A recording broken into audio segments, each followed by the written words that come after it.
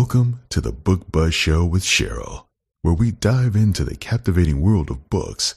Here at the Book Buzz Show, we encourage you to make your pages turn with joy and immerse yourself in a magical literary experience.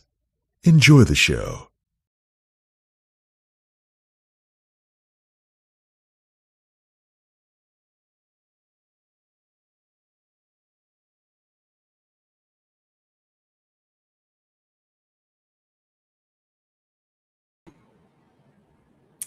Hello, and welcome to the Book Buzz Show. I'm your host, Cheryl Brooks. And if you are new here, welcome. If you are returning, welcome back. If you enjoy the upcoming show, please like, follow, and subscribe. And especially this broadcast, make sure to like it if you enjoy the show. It helps the show get noticed. Also, if you are new here at the Book Buzz Show, we do discuss the book and the characters with some minor spoilers, but we don't give anything too major away that would ruin your reading enjoyment. Also, make sure to stick around for the second segment where me and my co-hosts give our weekly highlight. And make sure you have your pens and paper ready because we'll have plenty of book recommendations for you this evening. All right, and I'm excited to talk about this book with this author. And let me bring the book on the screen, the cover, so you can see it. Let's see.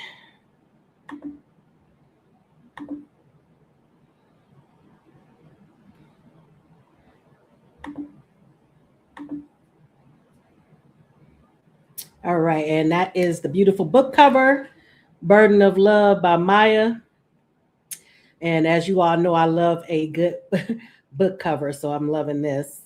And like I said, I'm excited to talk about it because I did enjoy it. And without further ado, I'm going to bring on tonight's guest, along with my co-host this evening, Jennifer Copeland. Get this off of here.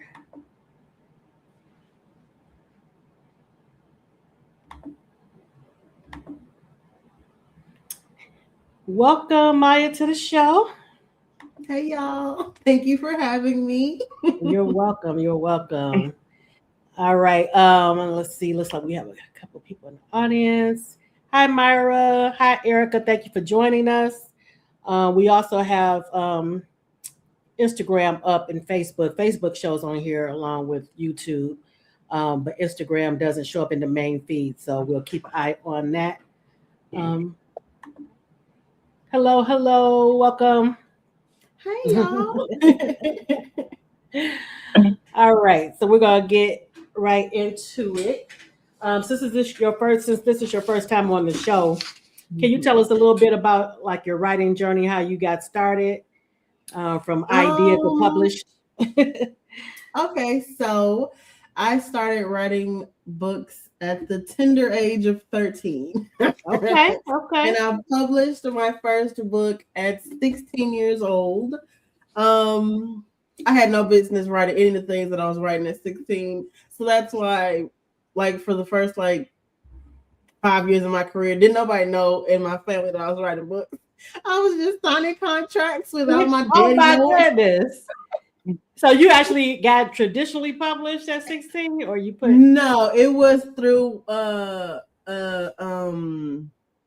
like a small press or small press. Okay. Yes. Burden of Love was actually my first trad release, my first, in stores book.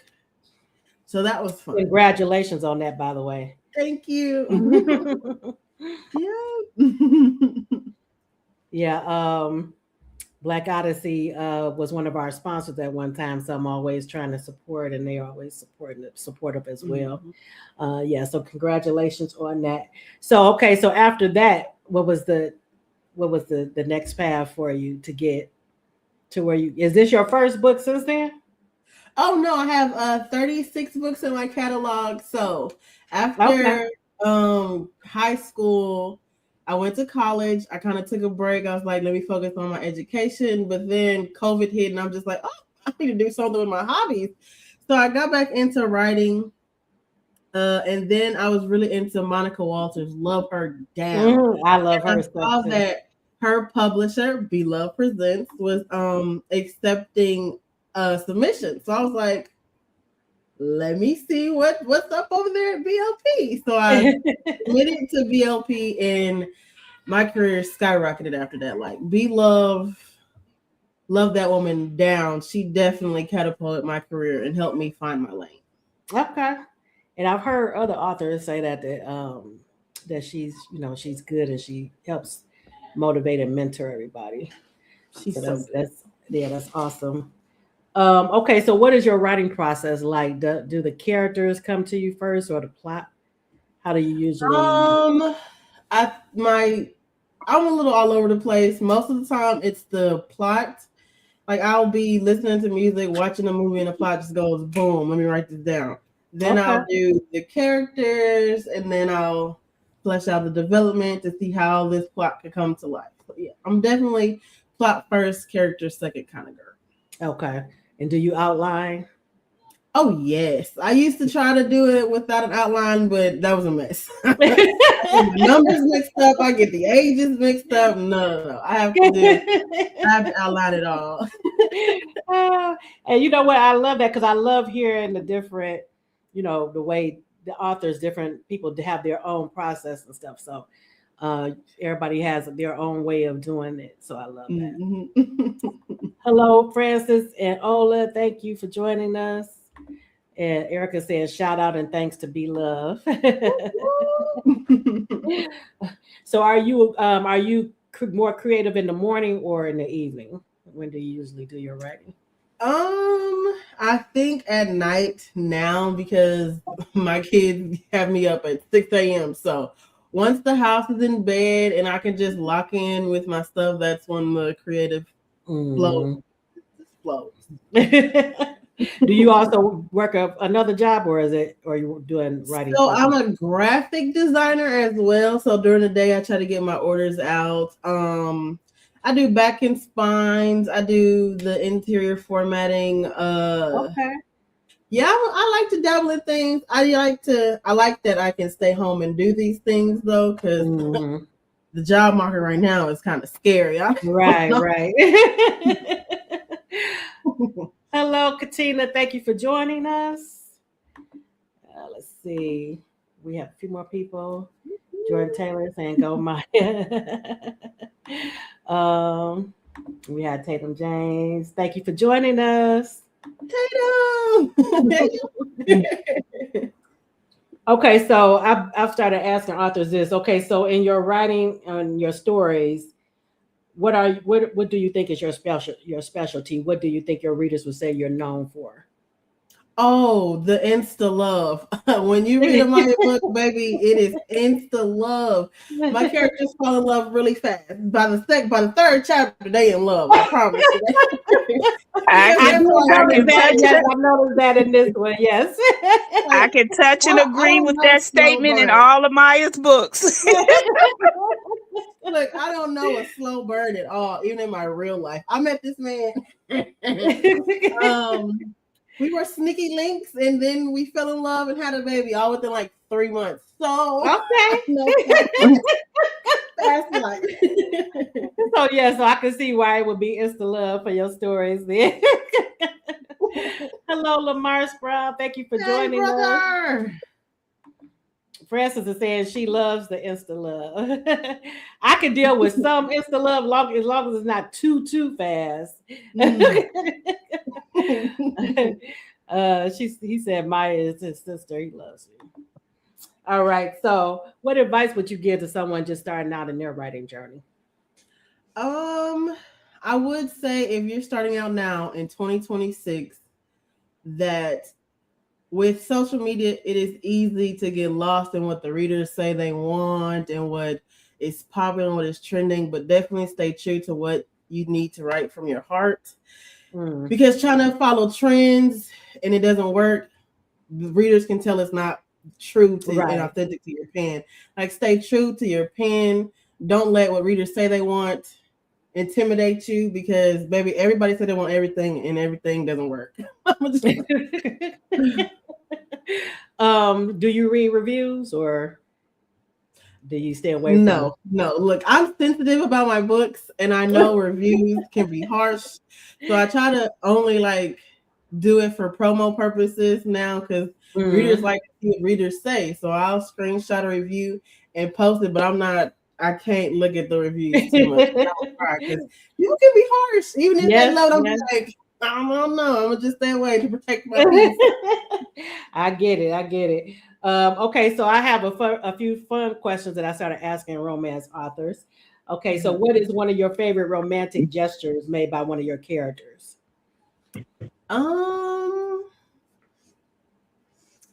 One of my favorite has to be I don't know if this is a romantic gesture, but it's Sincerely Her Gangster. After I'm just spoilable. After one of the male main character's family members passed away, he was heartbroken and barely a shell of himself. So he knocks on her door and he's just like, I need you. And she's like, come on in. And she bathes him and tucks him in. And he's like, this is new to me. I'm not used to opening myself up to anybody. So please don't break my heart. He's saying this to her. And I'm just like, oh. I love that. And what book did you say that was from? Sincerely Her Gangster. Okay. And Lamar's is giving you some advice as far as he said, get you a solid village to help you navigate these author streets. You're giving advice to new and inspiring authors. Okay. Mm-hmm. She's asking the same thing I did. What book is that? Oh, Cheryl, we got a comment on Instagram from LaShira. She said hi, sunshine. Hey, LaShira, thank you for joining us. I love me some LaShira. Oh man. Okay, so what's an overused romance cliche that you secretly love? Ooh, I love a good hidden baby. You know what? That's the most that everybody always says something about a secret baby, or because it just brings so much drama. What about you all in the audience? What's one of your favorite overused romantic cliches? Okay, Islam is saying her too. You like the secret baby? I love a good best friends to lovers too. It's something about us finally embracing those feelings. Oh, I love it. Yeah, that has always been my favorite. But now I'm thinking it used to be that and then Second Chance, a close second. But now Second Chance is kind of easing its way to top for me. But I still love Friends to Lovers as well. Katina is saying age gap. Yeah, I love a good grown man. Yeah, I love a good age gap too. Age gap and a secret baby and an arranged marriage. Oh, I'm starting to like arranged marriages more too. Yeah. Mm-hmm. You know, I used to read a lot of arranged marriages like in my historicals. That used to be big in historical romance back in the day. But I like those too. And then Erica's saying yes, Katina, as far as the age gap. I don't know. I could do an age gap as long as it's the man. That's and then it can't be too. Yeah, that's me too. Yeah, the age gap can't be too big. But I don't really like when the woman is too far in age, and then the guy is. That's probably one of my least favorites.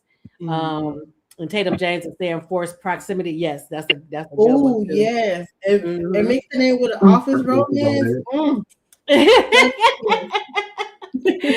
Yes, Katina, that's starting to be a new favorite too. Why choose? See that one? Can't do that one. Least favorite. Yeah, that's my least favorite too. I'll read it, but it's my least favorite. I'll read it. Who does those really well? A Blossom. Tatum James just dropped a Why Choose with Brothers. Okay. Sean does a good Why Choose. Yeah, and that's I read hers. Somebody had suggested it. One of my other co-hosts, and I read that one and enjoyed it. And then Islam said, "What about a contract marriage? Is that like the arranged marriage?" I think so. I don't know too much about contract marriages. I'll look into that one. All right, so we're going to get into what's on your bookshelf. That is where we ask the guests to share what's on their bookshelf or their digital library, what they're reading and what recommend. So what is on your digital shelf, Maya? I was reading the BLP Breeds series. I read Stray by Beloved, Hours by Tatum James. Those are really good. Okay. I also have been reading a lot of Casey Mills. I was scared to read Casey because I thought all she wrote was Mafia, but then I read Promises Are Forever, baby. I ate that up, and then I was like, oh, I gotta go through her whole catalog. Yes, and I read her. I've been reading like one here and there from different genres. So I also read her MC motorcycle series too.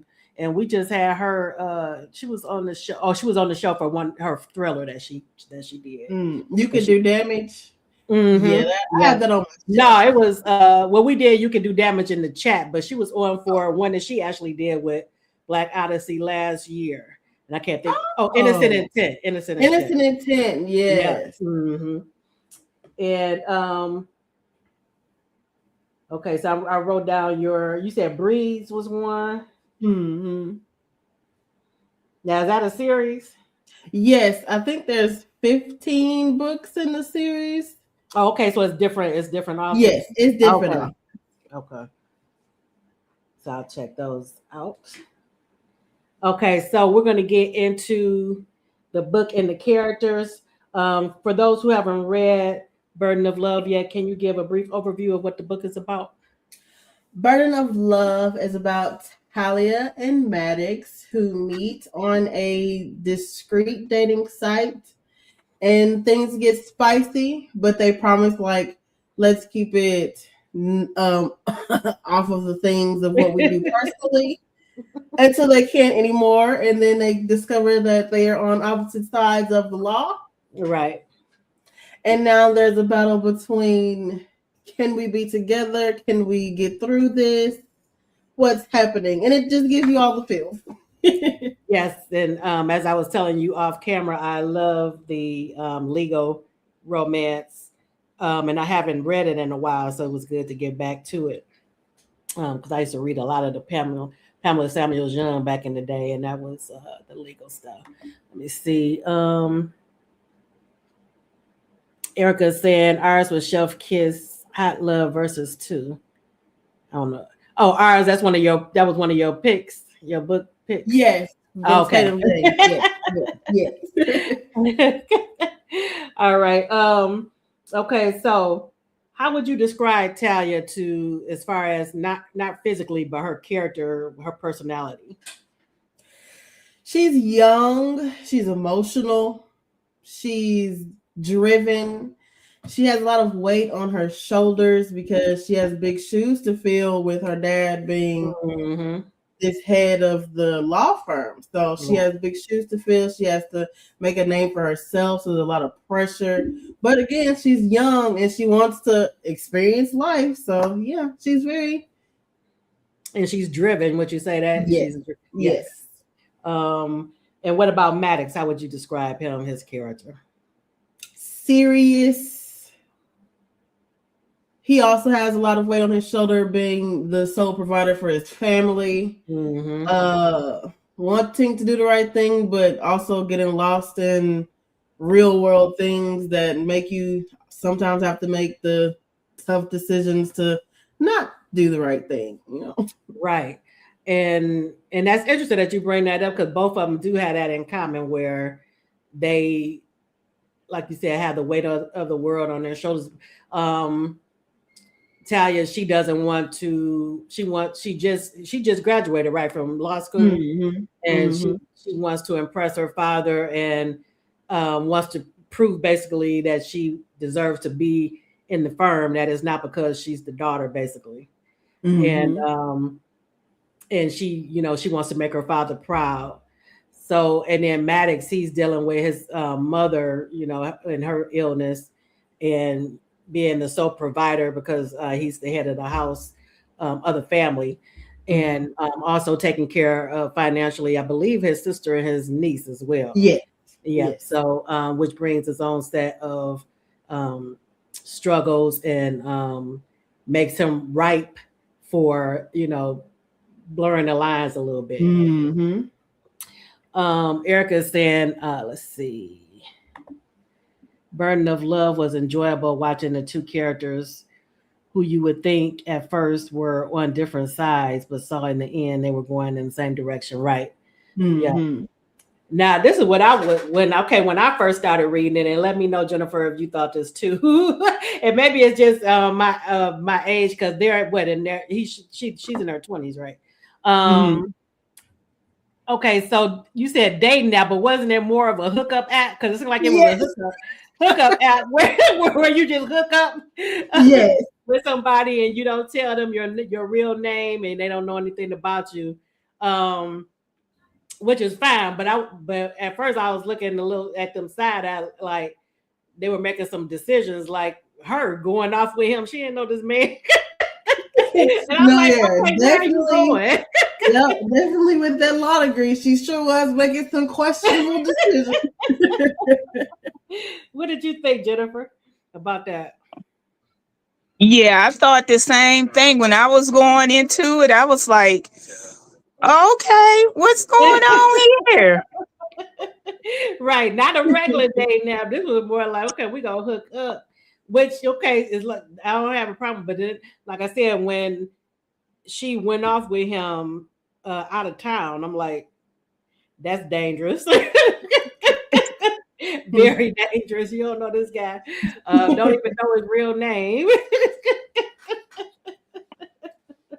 So that by itself right there. But okay, what was it that you, as far as what made you want to, instead of making it a regular dating app, it was that type of app where they were hooking up? Just to add a little more suspense and to like build their romance up a little more before it became like, I'm a lawyer and you're a detective. Right. How is this gonna work? So I wanted to build that up a little bit more before it got out there. And I've said this a lot of times, but I love when the stories depict strong families, close-knit families, and we get that with both of the characters. I actually felt bad for Maddox with his situation with his mother, and just trying to keep all of that together in the medical bills and all of that. So I got that it could be easy to, like I said, blur the lines. Mm-hmm. Tatum James, she said, trying to keep it cute. What was your favorite thing about the story that you wrote? I think I like most the raw emotions, because Talia wasn't going to hold her mouth about nothing. She made sure her feelings were explained and that her situation was explained, and she wasn't afraid to cry and throw her fits either. And I think I like that the most. Right. Yeah. My girl went through a lot. She did, and she was like, okay. And like you said, it was kind of fast love. It was instant love, because they were having these strong feelings already for each other, but they had only been together, I think they were going up on their 3 month. Yep, 3 months. That's all 3 months of dating. Only take me 3 days to fall in love.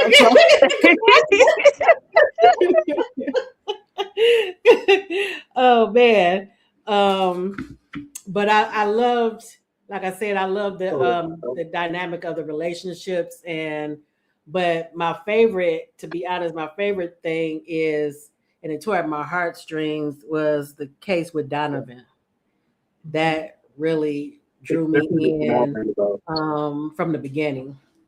That really drew me in. What made you want to tell that particular story? Is it because it seemed true to life of what we've been seeing a lot? I will say this, I don't know, but Trayvon Martin, when he passed away, I was in middle school, and that like radicalized me because like it didn't change with Trayvon, it didn't change with Breonna Taylor, it didn't change with Eric Garner, it didn't change, and it's just present now, and nothing is changing. And so I was like, Right. if I'm gonna write this legal romance with a crooked detective and a lawyer, I need to do something that I have seen all my life growing up. So I was like, this case would be something to write about without being too traumatic, because there Right. are times you can blur the lines and then you give too much Black trauma in a book, and I'm just like, I don't want that. I want this to be something that can tug at your heart but not like crush it. I didn't want to go too over the top. And that's what that's what I wanted to ask you, because and it would have been easy to go there. And it was to me it was heavy enough, because I just that scene alone had me like, like I was it was trepidation, like, okay, what's about to happen with this? Was it the same for you, Jennifer, when you read that scene with Donovan? Yeah, it was the same for me, and my heart went out to him. And when it all went down, the cop, he knew that wasn't him. And even his best friend Jeremy said the same thing, So yeah, it tugged at my heartstrings, and I might have shed a few tears back there in my bed while I was reading. Yeah, and I loved his friend too, having his back, and getting his phone out. That's what you have to do now. But then I was afraid that something was about to happen to him when the cop saw him, filming, and he was like turning the phone off. I'm like, oh my gosh. Yeah. I was like, please don't let nothing happen to Jeremy too. I was like, oh no. Yes, it was. You did a good job with that, because it definitely drew me in, and it was was making me like tremble. So you did your job on that, letting it come off the page, because it definitely did. Was it difficult to write that scene?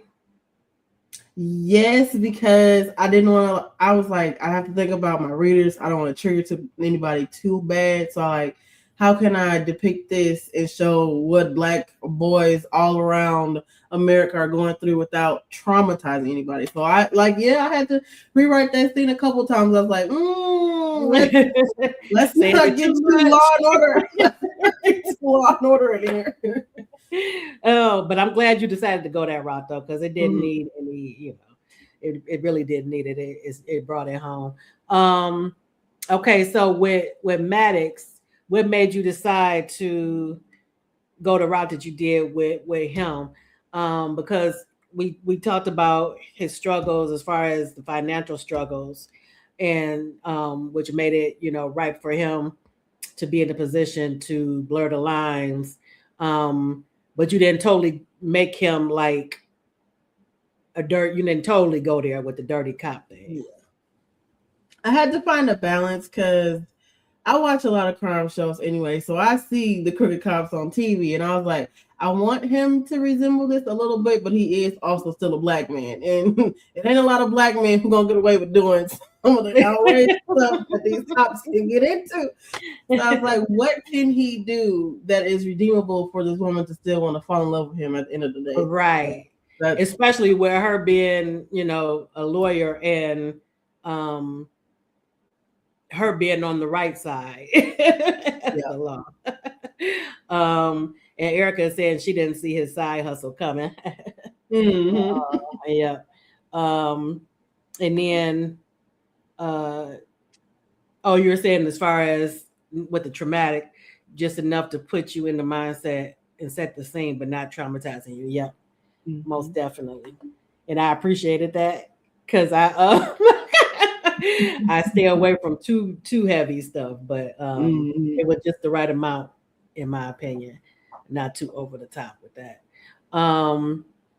But yeah, I really, really enjoyed it. And like I said, I used to read a lot of legal romance, so I thought you did a great job with even the scenes with the lawyers, and when they were in their meetings, and going over the evidence and all that kind of stuff. Were you watching a lot of like legal shows and stuff like that? Yes. Oh, it was that show with the judge. What was it called? All Rise. Okay. Yeah. Yes, I love that show. And I had just finished binge watching it when I was writing this. I was like, I know all about the legal jargon now. Yeah, I was wondering. I said, what research did she do as far as? But yeah, I also had originally planned to be a lawyer in college, so I did. Okay. I do have my criminal justice degree. I ain't going into the law business yet, but I might one day. You might. Yep. So you already had that mindset as far as Talia being a lawyer. But it was. I loved it. Also, what made you, as far as with his mother going that route, as far as the double amputee, was that what made you decide to go that route? I like to pour a little bit of myself into every book that I write, and my mom actually was a double amputee before she passed. So I was like, this is me. Okay. I can relate to this, and I know what went into taking care of someone with diabetes who has had to have amputation. So yeah, everything that I write, I typically try and put something from my heart in there, and that was what stuck to me for him, because you're gonna do anything you can to keep your mom alive. That's right. And that was one of the things I wrote down when I was reading. Like, how far would you go? Because it's easy to say what you wouldn't do, but when it's a matter of your mother getting the care that she needs, what wouldn't you do? And I think that's what Talia thought about it too when she found out, and found out his reasonings behind it. Even her brother, I believe, gave her that advice too. But I really, really enjoyed the entire book. Jennifer, were there any other standout moments for you in the story? I just love how Maddox didn't give up on them, even though Talia was like, I can't do this. My career is important, but he never gave up. And when they went to the rooftop for dinner, that was one of my moments. And then when his mama was talking to him and apologizing to him about how she wasn't taking her health seriously, and she had put that burden on his shoulders, and it was just so much. And then his little niece, she was the comedic. She was like when he told her that he would give her that $100 if she brought an A on that spelling test, and his sister said, she gonna bug me to death for that money. Right. And he went ahead and gave it to his sister. I love when kids are in the stories too, especially if they're not written, where they're just ornaments sitting there. So I like his niece. And when I like too when they both introduced each other to their families. That was one of my favorites too. Yeah, that was my favorite too. And of course the epilogue was my favorite. Yeah. And then the proposal was my favorite too. And then when they found out they was expecting, that was my favorite too. So it was a lot of favorites. But what I thought was interesting too, when she introduced him to her family, and her father was not happy at all. And but then what melted my heart is when he saw how how much she loved him, and I think she broke down in her mother's arms, and that's where I think really did it. Yeah. So I like that scene too, because at the end of the day, he just wanted her to be happy. Yeah. And her brother, he was a mess. He was like, Talia, you was bold. You done brought your man and announced you having a baby. Right. Yes. Say, probably will put it all out there at one time. No. Oh man, but such a great job on this. And do you plan on writing any more legal romance, or have you already written somewhere? Was it This is the first, but I had so much fun. I think I might do it again. I just got to figure out what I'm gonna do because this was. Oh, it's plenty to choose from just out of the news. But let me see. Katina is saying sounds like a great read. I got my copy. You'll like it. You'll like it. I hope you enjoy it. Yes, Katina, you will love it. Yeah. And this is coming from me. I done listened to it once and I done read it like 3 times. So yeah. Oh man. But yeah, you all would definitely enjoy it. So if you haven't read it, I highly recommend that you pick it up. And also check out Maya's book recs from her digital library as well. I know Erica, I think you already have read it. I think that was Erica that had put that up. Yeah, also check out her other books, especially his Secure Embrace, because whoo, that is my book right there. Okay, wait a minute, I'm writing it down. Oh yes, James and Brielle, baby. James and Brielle. Yes, love me some James. I got into Maya's inbox, even though I am on her street team. I was like, oh my God, where can I find Miss James at? Oh. So was that another Insta Love story? Oh yes, ma'am. Yes. Look, she made me fall for James at the beginning, baby.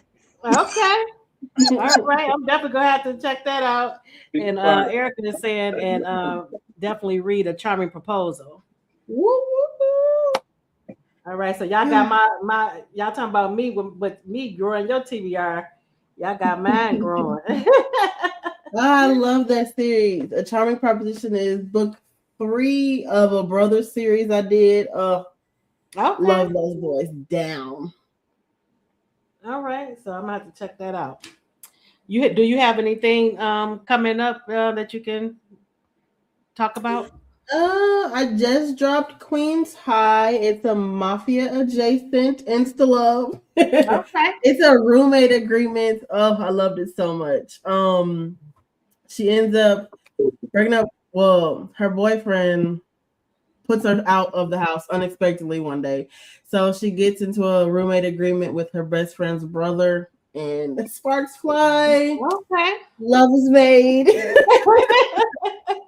And I read mafia romances, so you say it's mafia adjacent, so I'm gonna have to check it out. Yes. He's retired because of something that happened in his life, but yeah. Okay. Yeah, that's my next read too, Maya. So I'll be in your inbox or on Discord when I finish. If we're gonna be at any events, I'll be at Plots and Pores in March. That's hosted by Z Renee. I'll be at Black Romance Book Fest as well. I'm super excited. I had so much fun last year, so I know this year's gonna be great. And I missed the by the time I even looked at the lineup and all of that, they were already sold out. So I'm like, I have to be on. I guess I'm gonna have to be on it next year. Okay.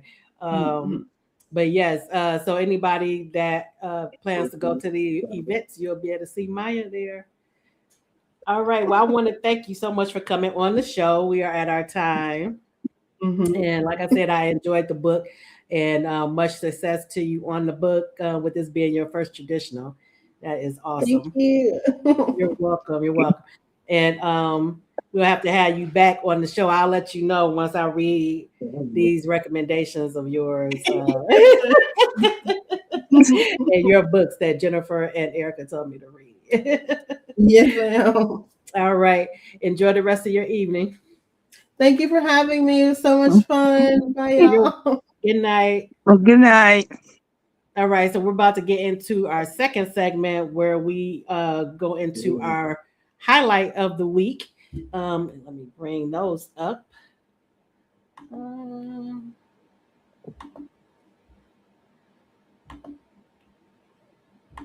you want to go first, Jennifer? Yeah, I'll go first. Okay.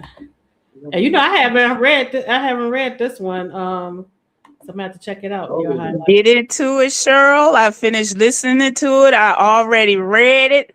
Okay. But ooh, you just gonna love it. And this is the book overview. Sultan Drake, Nick Scott. She has a passion for fashion. He has a passion for her. With Nick's, things were different, the type of different where I wanted to be so connected that she would never again question why I was here or if she was enough. One week was the arrangement and how it all began, but the true question was how it would end. And baby, let me tell you, it's a age gap. It's a little age gap in it. He's older, she's younger. Okay. And it also explores a little bit of BDSM Okay. because when they first, I'm not going to give it away, but when they first met, he bumped into her at one of his clubs that he owned that's called Boundless. And that's where they practice. It's a BSDM Right. club, but it's for the elite. Okay. All right. And I'm gonna check it out. when Sultan bumped into Nix, he knew right then and there that he wanted her more, more than exploring. But she had a lot of issues, daddy issues, mama issues, and Mhm. one of her boyfriends, and it was good. It was so good, and I enjoyed it, and I don't want to give it away, but it was just so good. And Sultan, he was just so good to her and for her, and he fought for them, and he gave her time to come to the conclusion that she wanted to be with him, and Okay.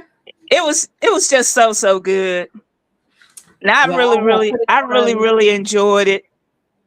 I put it on my list because I have to check out more of her catalog, as I told her when we were. Yeah, I love me some Casey Mills. I'm just if she drop a book, I stop what I'm reading and go to get her book.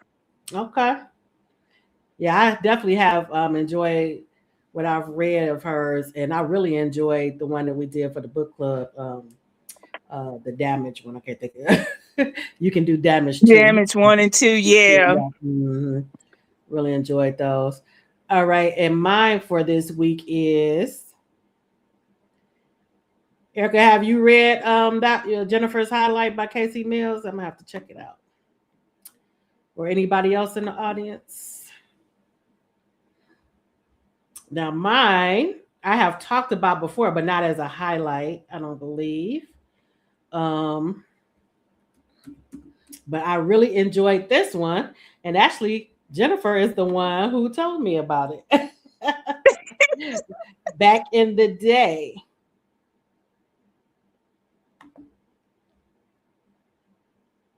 Lucid Dreams. Yes, day and night. Yes. Now, how do you pronounce her name? Nisha or Nesha? Nisha, Lady Nisha. Okay, Lady Nisha. And I still love this, and I've read other stuff by her since then and love those too, but this still stands out to me. Lucid Dreams. And okay, Antoinette said she read the book Jennifer by Casey Mills. She said it was good. Okay, so Antoinette, if you haven't read this is a good one for you. Very, very good. It's Lucid Dreams by Lady Nisha. It's 383 pages. It came out March 2023, and it is currently available on Kindle Unlimited. But you know that can change. But right now it's available. And I'll read the synopsis. After a horrific incident, Night and his twin Day are left to fend for themselves, living recklessly in the fast lane. The twins flirt with danger, not caring about the aftermath of their actions. Partying, popping pills, and getting money are just a few ways they cope with their untreated childhood trauma. Without the guidance of strong male figure and the love of a nurturing mother, they can come off as rude and callous. For Hunter, life has never been easy. From birth, she was dealt a hand deemed unfair. With an alcoholic father and a deadbeat baby daddy, Hunter is suffocating and no one seems to care. After literally being knocked off her feet by Night, Hunter is immediately turned off by his rude demeanor, but she can't seem to shake him. The lines between reality and dreams are blurred when the past and future collide. Loyalty is tested, greed is an all-time high, and several lives are left hanging in the balance. Night and Day learn that no matter how hard they try, they can never outrun their past. And I love this book so much. It was so much going on. It was very layered. Yes, Katina, still one of my favorites. And I think I told Katina about it. But yes, still one of my favorites. Some of my thoughts on it is I love the brothers. I just love the twin brothers and I love their bond. They went through some heavy things growing up, and that was difficult to read. But I like the way the author balanced the heavy themes in the book with humor. And also Day, he was hilarious. The other one of the twins, he was hilarious. And I think he used humor to get him through, their difficult life. And then like I said, I love their bond. And even when their father, who was trash, tried to pit them against each other, they stood strong for each other. So I love that they had each other's back. We also get character growth in the story with the brothers making long-term moves to set themselves up for a more legitimate and stable life. And I love the relationship between Hunter and Night. Once they became locked in with each other, they really were locked in and they were all in. And I loved his relationship with her son. They bonded really quick, didn't they, Jennifer? Yeah, they sure did. And I loved it. Loved it. Yes, and he was the little man. He protected his mama. I just loved him too, Hunter's son. And I was just rooting for all of them all throughout the book. I just wanted their lives to work out and be better.